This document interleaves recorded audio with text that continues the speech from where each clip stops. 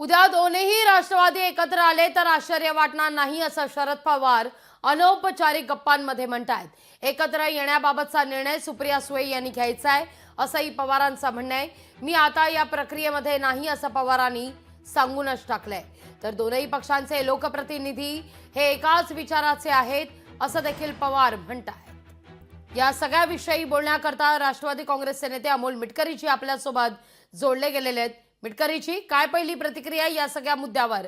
पवार म्हणतात दोन्ही राष्ट्रवादी एकत्रित येऊ शकतात, एकाच विचारसरणीचे लोकप्रतिनिधी आहेत।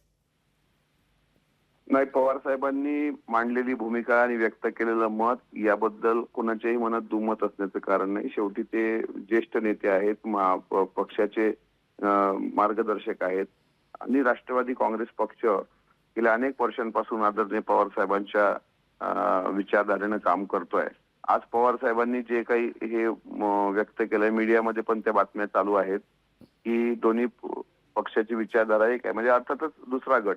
आणि त्यांनी जर अशी भावना साहेबांनी व्यक्त केली असेल की आदरणीय दादा आणि सुप्रिया त्यांनी एकत्र येऊन याबाबत निर्णय घ्यावा, तर शेवटी आमचं तेच म्हणणं आहे की दादा ज्येष्ठ आहेत, दादा मोठे आहेत, सुप्रियाताईंपेक्षा ते घरात पण ज्येष्ठ आहेत। त्यामुळे ताईंनी दादांनी एकत्र येऊन जर असा निर्णय घेतला आणि तो जर होत असेल तर कोणालाही आनंद होणार, यात काही दुमत असण्याचं कारण नाही। त्यामुळे साहेबांनी व्यक्त केलेली भावना आमच्या पक्षाचे वरिष्ठ नेते आणि त्यांचे काही महत्वाचे नेते असे एकत्र येऊन त्यात अंतिम निर्णय घेतील।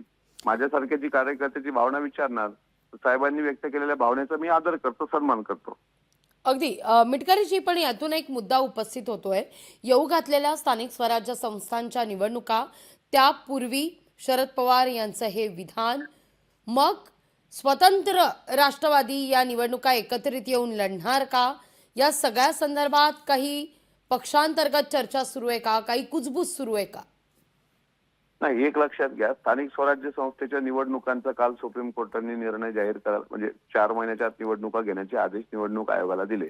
त्या संदर्भात आता वेगवेगळ्या पातळीवर पहिल्यांदा महायुती एकत्र लढेल हे स्वतः देवेंद्र फडणवीस साहेबांनी सांगितलेलं आहे।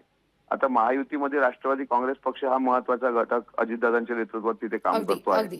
आता याच्यामध्ये अजितदादा काय निर्णय घेतात त्यावर हे सर्व अवलंबून आहे। साहेबांनी अगदी मिटकरीजी, धन्यवाद। मुद्दा लक्षात येतोय तुमचा, धन्यवाद तुम्ही दिलेला एकूणच या सविस्तर प्रतिक्रियेकरता।